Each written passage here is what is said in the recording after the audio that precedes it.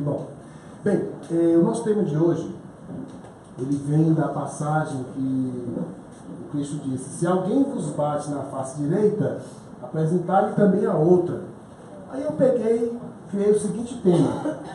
Não tem aquela história de bateu, levou, né? Que é tão comum. Às vezes até alguns pais ensinam, né? Olha, filho, assim, se alguém bater no colégio, devolva, né? Porque é assim, tem que ser assim. Homem que é homem, bateu, levou. E isso vai passando de geração para geração. E aí, a proposta do Cristo é um pouco diferente, né? Graças a Deus. E o tema ficou: bateu-me, não levará. E para falar sobre esse tema, nossa querida irmã Josi Oliveira, que estudou esse tema, esse assunto, eu tenho certeza que vai deixar muitas reflexões para todos nós. Então, vai na palavra. Boa noite. Boa noite. Então lembrou que quase não falava, né? Tem sido um desafio aí, porque o bateu, levou vai começar pelo computador, que hoje insistiu em não ajudar. Se eu chegar em casa e ele funcionar, eu acho que ele vai levar. Mas é isso, a gente...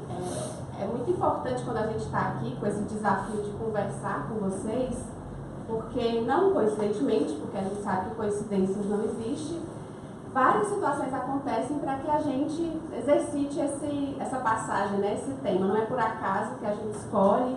E aí eu também tenho vivido situações que me fez refletir bastante aí sobre o tema.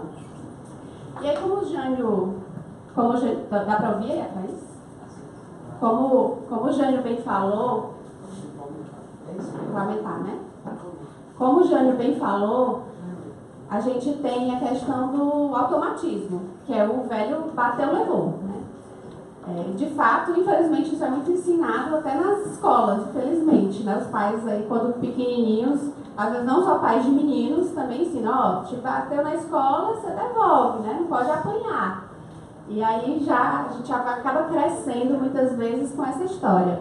E eu trouxe aqui para vocês algumas das coisas que estão ainda, né, na nossa cultura, o que é que a gente costuma escutar aí no dia a dia e praticar, né? A gente sabe disso. O velho bateu, levou. O não leva desaforo para casa, muito comum. Quem nunca, né? Quem nunca usou esta frase? Pago na mesma moeda. A versão moderna do olho por olho, dente por dente, né? Ah, é assim? Quem nunca ouviu mulher, né? Amiga, quando está escutando a outra amiga, ai, fulaninho, acho que ele tá com outra fulaninha. Aí o conselho da amiga é qual? Vai lá, faz a mesma coisa, né? Devolve. Infelizmente isso ainda é muito comum. Tem outras frases também, né? Que aí as pessoas até costumam usar sob a alegação, pode trocar, filho, por favor, de que a lei do retorno. Não, é espiritismo. É aqui se faz, aqui se paga. É a velha história da causa e efeito. Só que a gente esquece que a lei de causa e efeito não é a gente que provoca, né? É uma lei natural, universal. E aí vem também aí no campo da agricultura, os mais entendidos dizem: quem semeia vento, colhe tempestade. Sempre com aquele, né, gotinha de veneno escorrendo na pontinha da boca. E aquela história de que vou morder a língua, né, pode até morrer envenenado. E o velho quem planta colhe também, continuando aí na seara da agricultura, mas também usufruindo da justificativa de que não, é lei de causa e efeito. Se aconteceu, não fui eu, né? Ele mereceu. O problema é esse, a intenção, às vezes a gente até não se vinga, às vezes a gente até não devolve na mesma moeda, mas a gente torce para que isso aconteça. Não é verdade? Aí tem uns que eu adoro, dizem que é o provérbio italiano, eu não consegui confirmar essa informação, de que a vingança é um prato que se come frio, ou seja, não basta se vingar, você tem que premeditar. Né? Tem que ser com requintes de crueldade, se possível, né? Não, fulano fez isso, mas eu vou fazer pior. Me aguarde. E a outra, me aguarde. E essa que eu adoro, e eu confesso que eu já usei. usei não só a frase como, né, acabei com a ação de fato, que é dor de barriga não dá só uma vez, não. Vocês já ouviram essa expressão? Que é também no campo da premeditação, né? Tipo, bichinho, no caso dos cearenses dizem logo, testar. Tu vai precisar de novo de mim. Tu vai ver o que é bom pra tosse, né? E aí a gente fica nessa vibração ruim, né? Na vibração do mal, de devolver na mesma moeda, né? E esquece lá do ensinamento de Jesus. Que entre outras coisas, como se alguém lhe bater na face esquerda, oferece-lhe também a direita, disse que a gente deve amar os inimigos. Só que aí, antes da gente começar a entrar mais na questão do Evangelho, eu queria propor um pequeno exercício para vocês. Fechem os olhos rapidamente. Respira. Eu queria que vocês lembrassem, nesse momento, de alguém próximo a vocês que lhe magoou. Alguém que você tem uma extrema dificuldade de relacionamento. Alguém que eventualmente te feriu fisicamente ou verbalmente. Alguém que feriu os teus sentimentos ou frustrou as tuas expectativas. E esse alguém pode ser muitas vezes um pai, uma mãe, um filho. Eu queria que vocês pensassem nessa pessoa e revivessem, na medida do possível, o sentimento que veio quando isso aconteceu. O que vocês sentiram no momento em que essa relação foi interrompida? Ou no momento em que vocês se magoaram, se afastaram?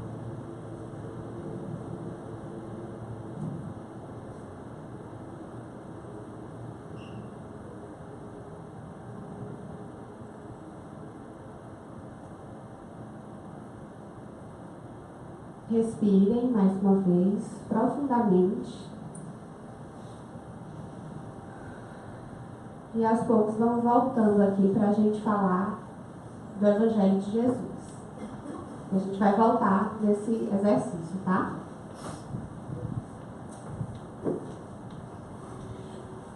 Não parece, né? Apesar da cultura popular ter todos esses ditos e a gente praticar boa parte do que eu falei aqui, ainda do bateu, levou, mas a gente está evoluindo, a gente sabe disso. Lá no tempo de Moisés, era a lei do olho por olho, dente por dente. A famosa lei de Italião. Era necessário, a gente entende porquê, né? Era um povo ainda bastante primitivo que precisava, de alguma forma, frear os impulsos primitivos de violência e por aí vai. Depois de Moisés, vem Jesus. E aí vem com toda a sua trajetória de amor, né? Não só em palavras, mas principalmente em exemplos. E Jesus disse, entre tantas coisas, retribuir o mal com o bem. E depois, chega no Espiritismo, né, a grande doutrina consoladora, nos dizendo também que fora da caridade não há salvação. E aí a gente lembra que caridade não é só a caridade material e não é só com quem a gente ama. Ou com quem a gente acha que está precisando, que é coitadinho e por aí vai. Caridade é também, como diz no Evangelho, e até mais profundamente, para com os inimigos, para com os criminosos. E é esse ponto que a gente precisa exercitar cada vez mais. Aí quando a gente fala de amar o próximo como a si mesmo, ou amar os inimigos, que está dito lá no Evangelho, ele diz o seguinte, que amar o próximo é o princípio da caridade, do amor, amar ao próximo é o princípio da caridade. Amar os inimigos é a aplicação sublime, pois demonstra a vitória alcançada sobre o orgulho e o egoísmo. Olha o quanto profundo é essa uma frase, né? Se amar ao próximo já é sublime, né? Já é o princípio básico da caridade, como disse Jesus, amar o inimigo é sublime, porque demonstra o quê? Quanto de esforço a gente está fazendo para superar as nossas as nossas sombras, os nossos defeitos. O que a gente não ama? Aquele com quem a gente acha, né, que é inimigo, intitula inimigo, aquele que a gente não gosta. Porque a gente ainda é muito egoísta. A gente só quer amar quem ama a gente de volta. Aí é fácil, né? A gente é orgulhoso ainda, né? Nessa questão do bateu, levou, do oferecer a outra face, tem muito a questão do orgulho ferido. Quem nunca ouviu essa expressão? Ai, me bateu, ai, desaforo, me xingou, vou xingar de volta sim. Porque na maioria das vezes a gente está mais preocupado, não é nem com o que a gente sente ou com o que a outra pessoa falou. É com o que os outros vão pensar. O que é que os outros vão falar. E aí, mais um sintoma do orgulho, que a gente ainda precisa trabalhar. Mas como é que eu vou amar os inimigos, né? Esse ratinho aí tão terno, tão, né, amável com o gato. Não sabe o perigo que está correndo, talvez? E aí, o que significa verdadeiramente amar os inimigos? Será que a gente tem que ter por um inimigo o mesmo amor que a gente tem por um amigo que a gente preza muito? Será que é aquela história, ah, veio o ladrão, levou a minha bolsa, eu digo, aí, seu ladrão, vem cá, você esqueceu o celular, ó, aí está sua bolsa. Será que oferecer a outra face é isso? Não é tão ao pé da letra assim, né? Até fluidicamente, né, fisicamente, é impossível você amar a quem você já tem uma afinidade com quem você não tem. Fluidicamente não combina, né? A lei física da repulsão dos fluidos. Então, o que Jesus quis dizer com esse amar os inimigos? E só mais um ponto. Amar os inimigos pressupõe também uma questão de confiança. Né? É muito delicado. Por mais que a gente perdoe, a gente evite a vingança, mas isso não significa que automaticamente você vai confiar. Principalmente quando é um caso em que a pessoa de fato fez algo muito grave. Eu lembro, acho que é uma palestra do Rossandro Klinger, se não me engano, que ele contou um caso bastante traumático até, de uma paciente dele, do consultório, que durante muitos anos foi abusada pelo pai. E aí ela fez toda uma terapia, um trabalho, com bastante tempo ela conseguiu perdoá-lo. E aí eles reataram essa relação de pai e filha. E ela disse que sinceramente o perdoava. Só que ela teve uma filha. E aí, como neta, né, com a neta, ela disse para ele, na época terapeuta, Rossandro, eu vou viajar. Eu estou tranquila em relação ao meu perdão, mas eu não estou tranquila em deixar a minha filha com meu pai, embora ele seja o avô dela. E aí ele foi categórico em dizer, perdão não significa confiança. Né? Se você não sente que pode confiar, não faça. Então, a gente também precisa ter esses cuidados. Então, o que significa, de fato, amar os inimigos? É não ter para com eles ódio, nem rancor, nem desejo de vingança. Se eu ainda não posso abraçá-lo, se eu ainda não posso confiar nele, se eu pelo menos não desejar a ele, não devolver a ele esse sentimento de ódio, de vingança, de rancor, eu já estou amando. Se eu evitar fazer isso, eu já estou amando. É perdoar sem segundas intenções. Quantas vezes a gente perdoa, né? Aquela história, vou perdoar porque mais na frente eu posso precisar dele. Né? Não, eu vou perdoar porque eu sou melhor do que ele. Então, ficar atento a isso, à nossa verdadeira intenção, ao nosso verdadeiro sentimento. É também não se opor à reconciliação. Quantas vezes a pessoa que magoou a gente já chegou, às vezes até nem chega, né, de bate-pronto, digamos assim, para pedir perdão, mas está tentando se aproximar, está tentando mudar. E aí a gente continua. Não, né? A gente cristaliza aquele momento. Não, você errou, você vai continuar errando, você vai errar o resto da vida, eu nunca vou te perdoar. A gente não se permite perceber todo o esforço que o outro está fazendo para mudar. É desejar o bem para essas pessoas. Por mais que você não consiga se aproximar dela, deseje o bem. Fique feliz com o bem que lhe acontece, que é outro ponto. Porque aí eu volto àquilo que eu falei. Às vezes a gente não diz diretamente, não se vinga diretamente, mas fica ali, né? Fulano, no trabalho então, se o fulano for demitido, aí você solta fogos, né? Ainda diz, a justificativa tá vendo? Quem planta, colhe. Você está, de alguma forma, se satisfazendo com o mal que aconteceu com aquela pessoa. A gente precisa estender a mão. Quantas vezes também alguém que nos magoou está em situação difícil e aí a espiritualidade mostra ali a oportunidade exatamente de amar. Peraí, irmão, vamos... Se não consegue esquecer o passado, mas se você tem a oportunidade de estender a mão, faça. O bem que você está fazendo, primeiro, é para você mesmo. Porque na maioria das vezes, quando a gente consegue estender a mão, a gente está vendo a gente ali, no outro. A gente não vê no outro os nossos defeitos, a gente não espelha no outro. Então, e se coloca no lugar do outro, né? Se fosse eu que estivesse precisando e ele tivesse a oportunidade de ajudar, eu não gostaria de ser ajudado? Mesmo que talvez eu ache que ele não ajudaria. Mas faça a sua parte. É abster-se de prejudicar essas pessoas, né? Com palavras, com ações.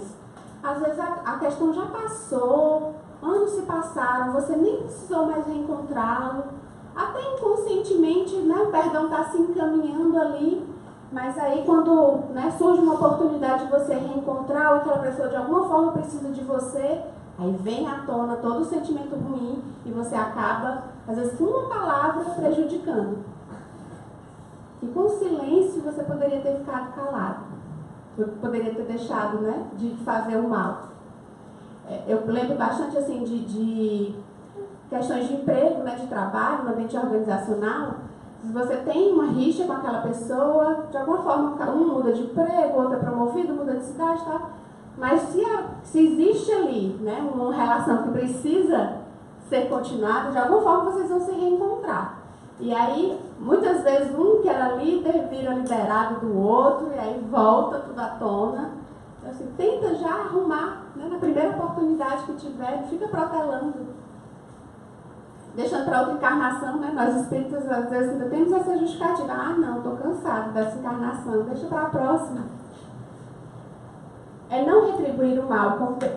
É lhes retribuir o mal com bem, sem a intenção de humilhá-lo. Porque às vezes a gente também se pega nessa armadilha. Ah, tá, fulano está precisando, olha, ele me magoou muito, mas eu vou fazer o bem. Porque ele vai ver a pessoa maravilhosa que eu sou, né? Exatamente, outro ditado aqui, ó, dá um tapa com luva de pelica. Quem nunca também, e a gente se vangloria, aí depois, né, vai lá no fundo, a consciênciazinha dando aquela alerta de que, ó, não é por aí. Espera aí que agora ficou. E o que é oferecer a outra face? Já entendi o que é amar os inimigos. Não é necessariamente beijá-lo e abraçá-lo, mas é pelo menos conseguir não odiá-los, né? Não devolver o mal. Mas o que é oferecer a outra face? Se a gente levasse ao pé da letra, a gente estaria condenando qualquer tipo de repressão. Né? Se a gente levasse ao pé da letra, a polícia não existiria, a justiça não existiria, porque, enfim, eu vou ser sempre que a pessoa vai ser mal e eu vou devolver com o bem, vai ser mal, eu vou devolver com o bem. E aí ela nunca vai aprender também. Vai virar um mundo em que facilmente os bons serão dizimados. Até porque a gente precisa considerar o nosso instinto de conservação. É como eu falei, o ladrão tá lá, levou a bolsa, ainda vem cá, leva o celular. Vou te matar, claro, hoje não, tá aqui meu pescoço. Também não precisa ser tão ao pé da letra. Quando Jesus disse para oferecer a outra face, ele não impediu a defesa, mas ele condenou a vingança.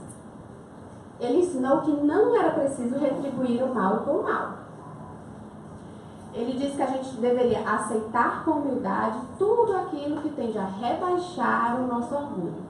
Se situações como essas acontecem, com certeza tem muito aprendizado para nós aqui. E um deles, né, de quando a gente é magoado, é exatamente fazer essa reflexão. Peraí, ela realmente me magoou? Será que o que ela está dizendo não tem sim o fundo de verdade? A gente vive tão automático né? Que a gente, e tão na defesa, no comportamento reativo, que a pessoa falou um A, ele está me culpando, eu não sou isso, parará, né? Já leva para o lado pessoal, a pessoa não pode fazer uma crítica, por mais construtiva que seja, que a gente se melindra e acha ruim e já rotula aquela pessoa e perde a oportunidade de entrar em contato com aquilo que ela está dizendo e se perceber de, opa, peraí, eu acho que ela tem razão. Até porque, às vezes, as pessoas não falam, né? E a gente também, quando quer dar um feedback, por exemplo, não escolhe, não faz da melhor forma. É claro que tem os sincericídios por aí, as grosserias por aí, mas muitas vezes tem verdade naquilo. Por mais que a forma não seja ideal, mas tem uma verdade que precisa ser olhada por nós, né? Como uma forma de autoconhecimento mesmo.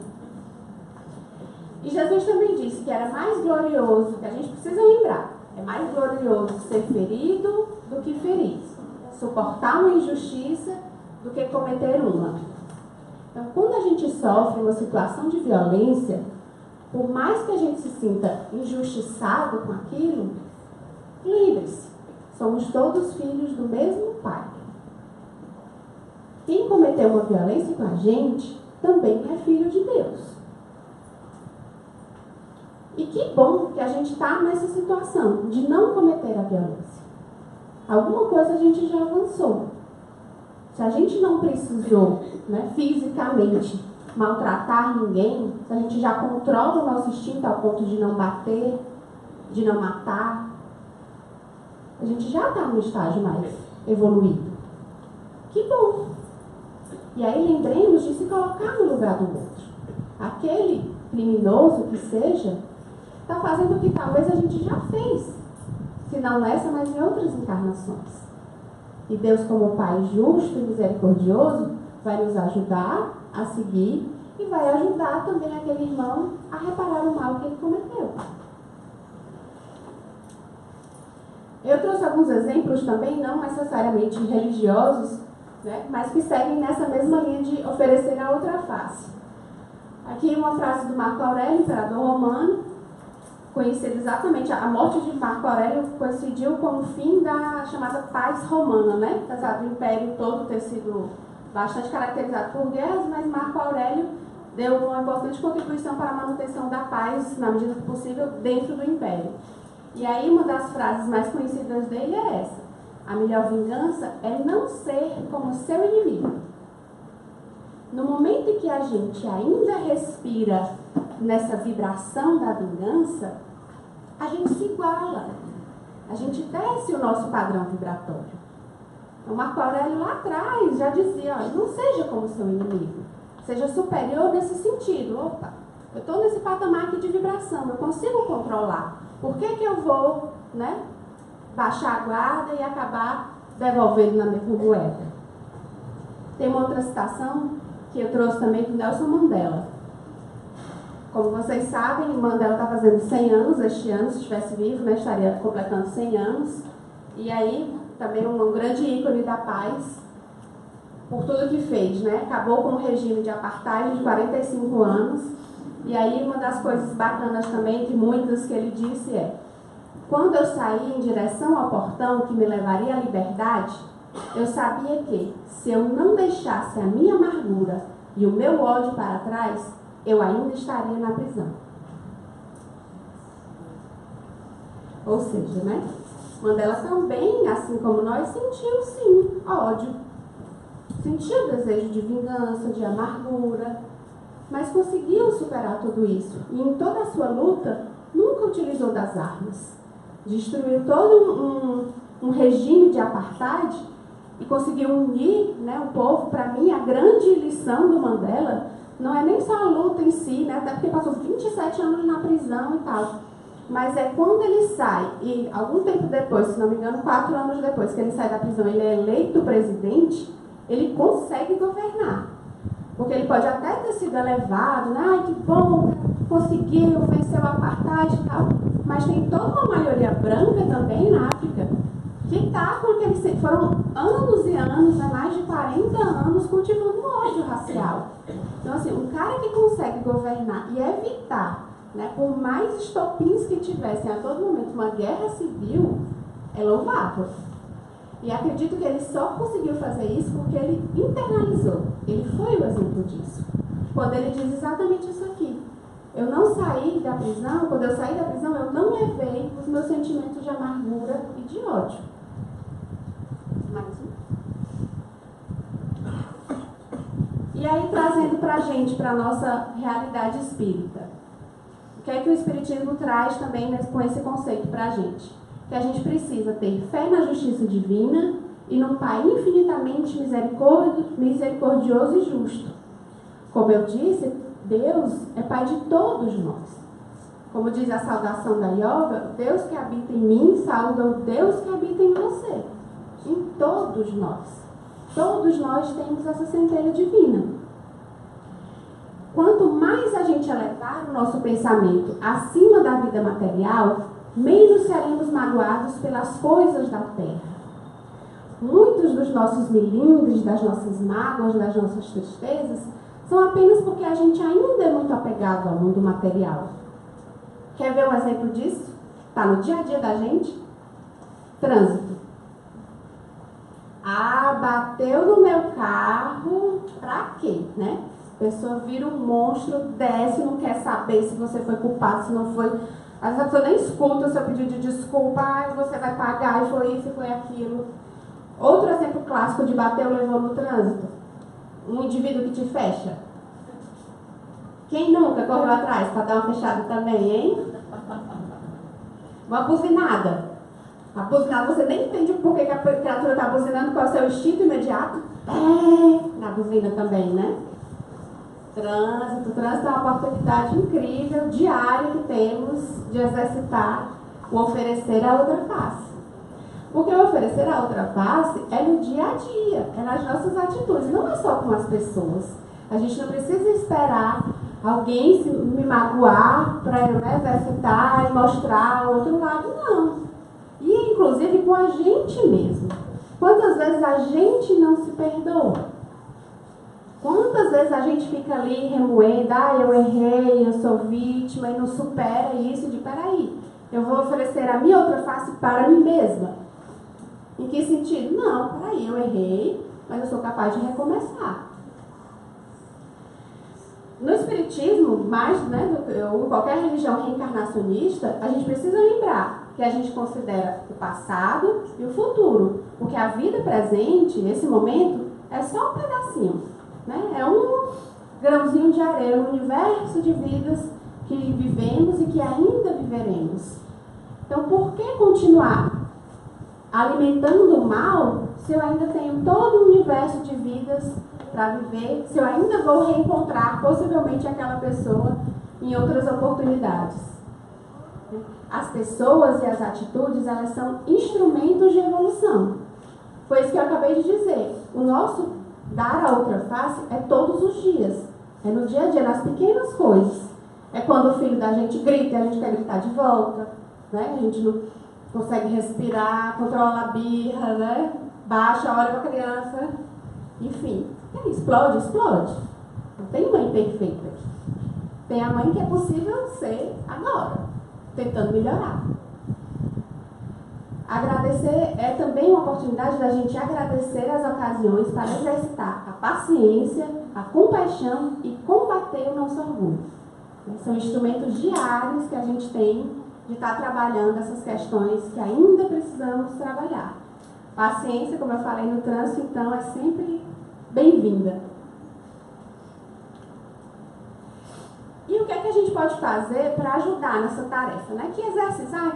É tão difícil ainda controlar, né? O meu instinto do bateu, levou, a minha vontade de esganar. O que é que eu posso fazer para melhorar? E aí eu contei com a contribuição de uma pessoa popular que me mostrou um livro bastante interessante sobre Cabala, que fala do comportamento reativo e o comportamento contemplativo. Quase 100% das vezes a gente está nesse comportamento reativo, que é o quê? Bateu, levou. A gente surge um obstáculo, né, um desafio, alguém que te agride, que te magoa, você já está armado ali, né, a gente vive na defesa, e aí já age reativamente, não pensa, é o velho impulso. Você disse isso, mas eu vou dizer isso aqui também. A gente, para isso, quando isso acontece, a gente tem um resultado imediato, que na maioria das vezes é o quê? É de alívio. Vou mentir? Eu disse tudo que eu queria dizer. Não sou baú, né? Tô com isso aqui entalado. Dá um alívio imediato. Mas logo em seguida vem o quê? Todo um efeito destrutivo posterior. E às vezes aquele era um simples mal entendido. Às vezes você até ouviu errado, mas você não se permitiu, você já estava tão reativo que você não se permitiu perguntar como é? Eu já presenciei situações assim, né? De que a pessoa disse uma coisa, a pessoa entendeu outra completamente equivocada, virou uma confusão. Foram quase 2 dias até. Não foi isso que ele disse. Nas redes sociais, então, a gente tem, né, o festival de comportamento reativo.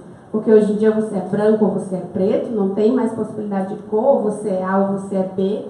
É uma polarização intensa, e aí se eu posto uma coisa e você não concorda, você tem que dizer, né, da forma mais incisiva e por aí vai. E aí eles dão uma alternativa para a gente exercitar o que eles chamam de comportamento contemplativo. Acontece quase igual. Vamos perceber a diferença. Vem lá o obstáculo, o desafio, a pessoa que te agride. Só que aí é que vem o segredo. Você se concentra, né, faz uma pausa de poucos segundos e injeta luz na situação. Respira, pelo menos. Injeta luz. Quando você consegue fazer isso, você já percebe uma ação da luz naquela situação. E o efeito disso posterior é um efeito construtivo, ao invés de destrutivo. Para tentar ficar mais claro. Fui agredido, né? Ouviu um desaforo? Respira. Ou faz como o Chico, bebe um copo de água, morde a língua. Mas naquele momento também, pensa na luz. Talvez valha lembrar a luz que existe dentro da gente. E aí imagina aquela situação de uma outra forma. Porque isso já te dá pelo menos a consciência de não vou responder de imediato. Quantas vezes a gente perdeu o emprego por uma bobeira? Né? Porque tinha um chefe irritante, ele disse uma coisa e você respondeu na lata e você foi demitido. E quanta gente não se arrependeu por isso? Às vezes 30 segundos assim nem que fosse, chefe, só um minutinho, vai no banheiro e volta depois. Né? Se está tão difícil conseguir seguir adiante com aquela situação, perde o tempo. Respira, né? Vai no banheiro, enfim, mas consegue de alguma forma injetar luz nessa situação, porque se você conscientemente faz isso, a situação já tende a mudar. E aí a gente precisa lembrar também que a gente tem uma paz da espiritualidade para isso. Nós não estamos sozinhos. Quem é o melhor mediador de conflitos que a gente tem aqui? Jesus, né? Qualquer coisa, pede ajuda. Ele está aqui, bem pertinho da gente. É só a gente chamar. Ou então pede ajuda a um mentor espiritual, se você já tem, né, uma intimidade e tal. Eu dei um nome para o meu, eu não sou médium, nada. A minha mediunidade da porta é quase a mesma. Mas para facilitar essa minha comunicação com ele, eu elegi um nome para ele. Se quando eu desencarnar não for esse, ele vai me dizer o nome dele e aí tá tudo certo. Mas para facilitar isso, na hora que eu vou dormir, olha, fulano, aí digo o nome dele, né? Tá difícil. Tá difícil, eu tô tentando, mas não tá dando nada.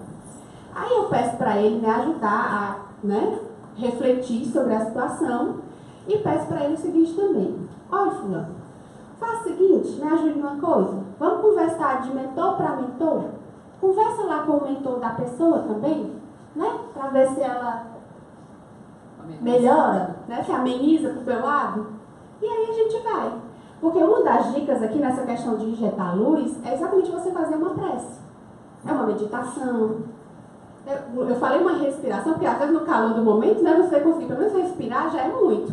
Mas se você conseguir se ausentar a ponto de fazer uma prece, é melhor ainda. Que é exatamente outros 3 pontos que eu já vou, né, fechando aqui pra gente, que pode nos ajudar. O primeiro é o autoconhecimento. A gente precisa se conhecer. Por que a fala do outro, ou por que a presença do outro me incomoda tanto? O que tem naquela pessoa? O que mostra, o que de mim eu vejo nela que me incomoda tanto? Isso aí só o autoconhecimento vai nos ajudar. A grande chave para resolver essas questões está aí. Na maioria das vezes, né, o defeito é nosso, a gente sabe, mas a gente não olha. E a gente só externaliza. Ah, não, o problema é o outro. Marido e mulher, então, né, a gente nunca está errado, sempre a culpa é do marido. A gente sabe. A gente precisa também exercitar a compaixão. Que é exatamente o que eu falei, né, do Deus que habita no outro. Ele também é um ser humano, ele também está em evolução. E aí se coloca também no lugar do outro. Por que ele está agindo dessa forma? Às vezes é uma pessoa que tem uma história de vida tão sofrida. E aí eu lembro também daquele ditado: a gente não dá, a gente só dá aquilo que a gente tem. Então, às vezes a gente se pergunta: poxa, mas fulano é sempre tão grosseiro comigo? Quantos filhos, né, reclamam das mães? Poxa, mas a minha mãe não reconhece o que eu faço. A minha mãe é tão exigente, a minha mãe só cobra, só cobra. Às vezes ela só está te dando aquilo que infelizmente ela recebeu. Quantas das nossas mães não foram amadas, né? Não tiveram a oportunidade de receber o carinho das mães delas. E aí ela vai ter que aprender a amar com você. E é a sua oportunidade também de ensiná-la a fazer isso. Ao invés da gente se magoar, se coloca no lugar do outro. Hoje, recentemente, tem umas teorias chamadas de comunicação não violenta, CNV. Quem tiver interesse, dá uma pesquisada na internet, tem muito vídeo bacana sobre isso. E o que eles exploram é exatamente essa questão. Como a gente ainda se comunica de forma violenta, né, verbalmente, nem considera a parte física, mas o quanto isso está atrelado à minha forma de ver a vida, a forma de ver o outro e ver a mim mesma. Então, é bem bacana porque tem, inclusive, exercícios que te ensinam a não se comunicar de forma violenta, a entender por que a outra pessoa se comunica e como reagir a uma comunicação violenta, para que isso não gere ainda mais violência. Você aprende a quebrar esse ciclo. Então, quando a pessoa já chega, aquelas pessoas que reclamam de tudo, né? A gente mesmo, quando chega do trabalho, vem chateado com o estresse do trânsito, do chefe, não sei o quê, aí já chega, engole a esposa, o filho, chuta o cachorro. O que está por trás daquilo ali? O cachorro não tem culpa de nada, a mulher também não, o filho também não. Então, perceber essas questões. E o último ponto, que é a prece. Como eu falei, recorre ao nosso mediador de conflitos. Recorre a Jesus. Recorre ao teu mentor espiritual. Se quiser dar um nome para ele também, para ficar mais fácil. Eu achei mais fácil. É uma opção também. Mas a prece te traz também essa oportunidade de praticar a caridade. No momento em que eu consigo rezar por aquela pessoa que eu não gosto, é um exercício de orgulho para mim e um exercício de caridade para com aquela pessoa. E aí a gente vai para o exercício final. Queria que vocês novamente fechassem os olhos. Por favor. Respirem fundo.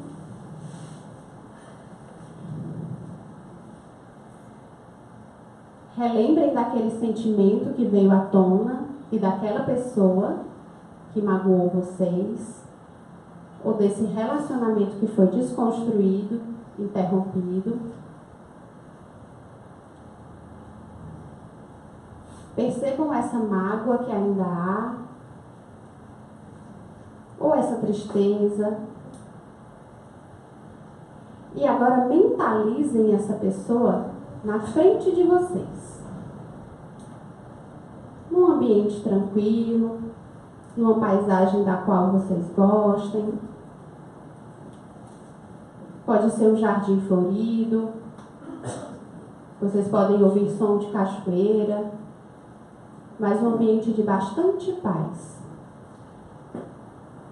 Você não fala absolutamente nada para ela, mas você a vê e ela te vê.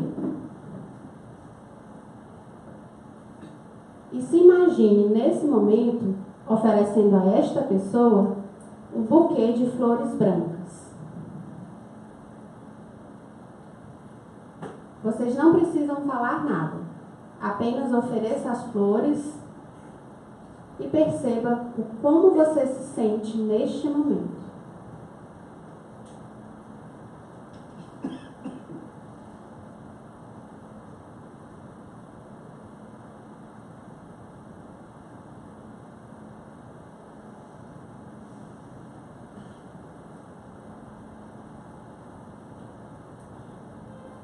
Se você se sente à vontade, abrace esta pessoa.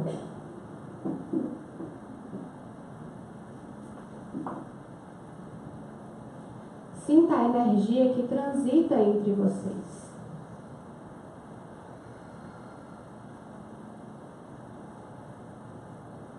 E o quanto vocês são capazes de transformar essa energia que anteriormente estava focada no medo, na raiva, na mágoa, e pode ser transformada em amor e perdão.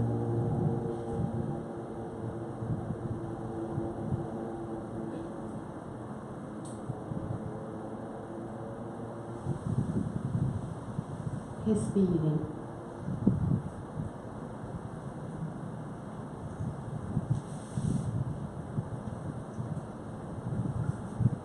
Podemos ir voltando lentamente.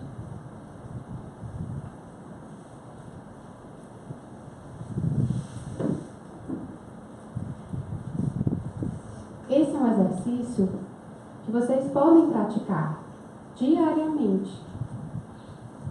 Se a gente ainda não consegue, por algum motivo, perdoar alguém, ou restabelecer uma relação, comecem durante a noite a fazer esse exercício. Se imaginem ao lado dessa pessoa, sem dizer nada. Não precisa mentalizar o que você diria para ela, o que ela diria para você. Mas mentalmente, ofereça essas flores brancas para ela.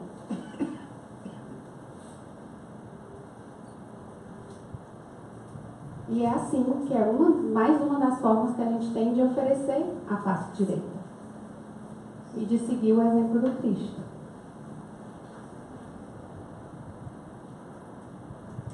Que a gente possa cada vez mais exercitar esse outro lado, né? Exercitar essa oportunidade que a gente tem de se autoconhecer através do outro e de amar, seja ele nosso amigo ou nosso inimigo. Que assim seja.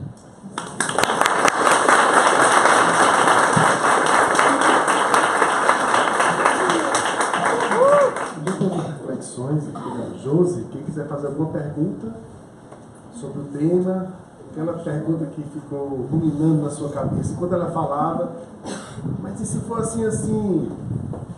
Alguém quer fazer alguma pergunta? Só levantar o braço.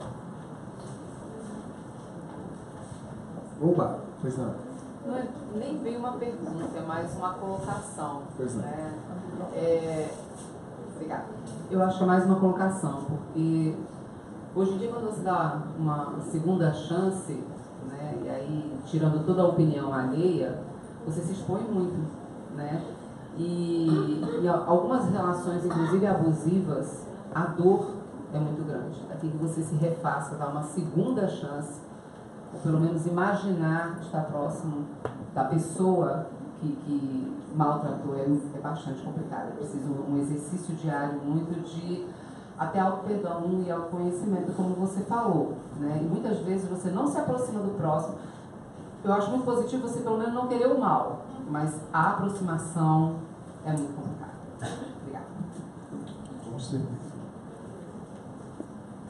Obrigado. Opa, pois não, amigo. Qual a relação desse sentimento em relação a reencarnações passadas? Existe alguma... Ela disse nada por acaso. Sim. Então, de repente, isso aí já está premeditado na sua vida terrena. Deixa eu ver se eu entendi. Em relação Então, qual a a... relação desse sentimento? Sentimento de Vidas passadas. Não tem esse sentimento de não perdoar? não perdoar, certo. Né, dessa mágoa em relação à vida passada. Sim. Por acaso, isso que está acontecendo nesse momento, aconteceu com o meu colega, com alguém, tem alguma relação com a vida passada para a gente poder evoluir nesse sentido? Certo. Deixa eu ver se eu entendi a pergunta e aí nossos amigos estão aqui pensando quem vai responder. Acontece um episódio, ou vários episódios com a mesma pessoa, só para ficar mais, né, dramático. Acontece um episódio de desentendimento, então alguns com uma certa pessoa. Pode ter alguma possibilidade de influências de vidas passadas nesses atritos? É isso, amigo?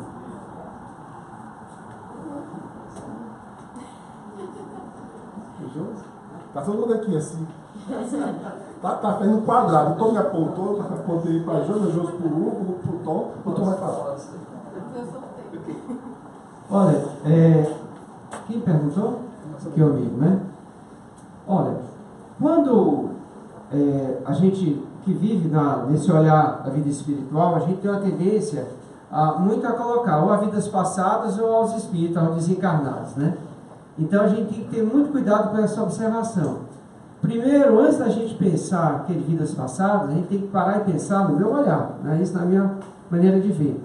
O que é que a gente está fazendo repetidamente que pode estar provocando aquela reação, né? E se algo acontece sucessivamente, realmente a gente tem que parar e ver onde que eu preciso e posso mudar para que não aconteça novamente. A gente pode olhar também, puxa vida, isso é um karma, né? Isso acontecendo de novo, olhando na perspectiva de fatos que acontecem, tá? Então, pode ser que tenham fatos que realmente estejam fundados em vidas pretéritas, ou encarnações pretéritas, que se repetem até a gente aprender a lição. Quando a gente aprende a lição, não tem mais necessidade de acontecer, tá? Agora, às vezes tem pessoas, aí já pegando um outro ângulo, tá? Que nós temos uma dificuldade de relacionamento, nós temos uma dificuldade de perdoar, de deixar por menos. Às vezes são intrigas de outras encarnações, fomos inimigos em outras encarnações. Às vezes nós temos numa mesma família, às vezes irmãos que não se suportam. Não é assim, gente? Quantas famílias isso não acontece? Às vezes essas questões vieram de muitas encarnações. E pela misericórdia divina, nós podemos reencarnar numa mesma família como uma oportunidade de, convivendo desde cedo, podermos nos melhorarmos, perdoarmos e, quem sabe, até mesmo nos aproximarmos um pouco mais. Começando esse processo de cura do perdão. Aproxima na encarnação um pouco mais, aí vem outra encarnação próximos. Tem espíritos que muitas vezes são inimigos, tá? Numa encarnação, em várias encarnações, e planejam numa próxima encarnação vir como chifópagos, é isso?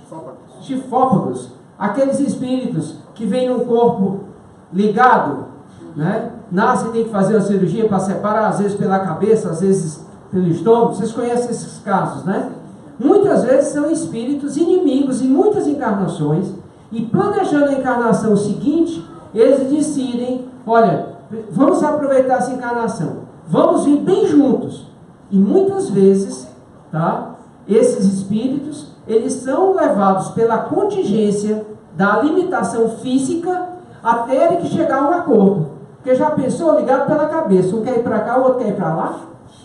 Eles têm que chegar a um acordo. A misericórdia divina nos permite essa oportunidade. Então, às vezes, é mais difícil. Cada encarnação é uma oportunidade que a gente tem para ir apaziguando a mágoa, o rancor, o ressentimento. E tirando realmente essa mágoa que rouba tanta energia que a gente precisa para cumprir aqui na Terra a nossa evolução. Eu respondi, era isso mais ou menos, amigo? Tá bom? Que bom. E ainda lembrando, né?